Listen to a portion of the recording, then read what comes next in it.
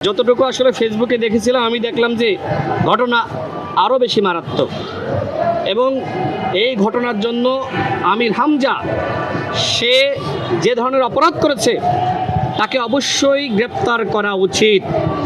আমির হামজা যদি গ্রেপ্তার না হয় এবং তার পরবর্তীতে ছাত্র অধিকার পরিষদ, গণ অধিকার পরিষদ তারা যে আন্দোলন শুরু করেছে, আমার মনে হয় যে জামাত যদি আমির হামজার বিরুদ্ধে যথাযথ ব্যবস্থা না গ্রহণ করে, এই যে রাশমিকার প্রেমিক আমির হামজা, তাই না, তার বিরুদ্ধে যদি যথাযথ ব্যবস্থা না গ্রহণ করে ছাত্র অধিকার পরিষদের গণ অভ্যুত্থানে কী ভূমিকা সবাই কিন্তু জানে।